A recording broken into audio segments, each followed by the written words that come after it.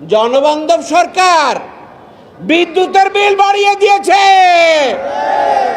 জনবান্ধব সরকার তেলের মূল্য বাড়িয়ে দিয়েছে। এটা নাকি জনবান্ধব বাজেট, কিন্তু দেশবাসী ইতিমধ্যে এই সরকারকে জনবান্ধবের পরিবর্তে দলবান্ধব দেখেছে।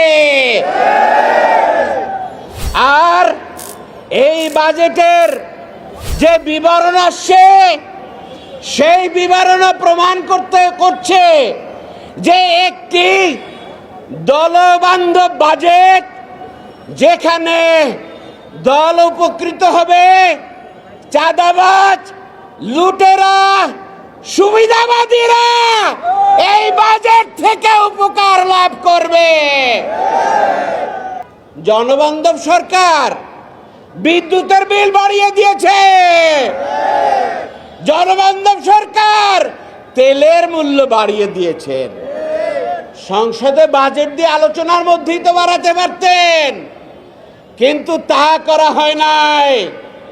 বিদেশি যোদ্ধারা যারা বাংলাদেশে পুঁজি সংগ্রহ করে দিয়ে দেন, সেই রিমিটেন্স যোদ্ধারা ব্যাংকে টাকা পাঠায়। সেই ব্যাংক লুট করে নিয়ে গেছে এস আলমরা।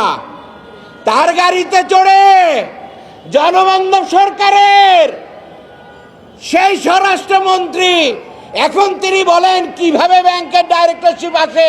এটা দেখার বিষয় না, জাতি এটা দেখতে চায় কিভাবে ব্যাংক লুট হয়, কিভাবে জনগণের টাকা আত্মসাৎ করা হয়, এবং কিভাবে প্রশাসনকে কাজে লাগিয়ে, রাষ্ট্রযন্ত্রকে কাজে লাগিয়ে জনগণের অর্থের আমানতকে খেয়ানত করতে হয়।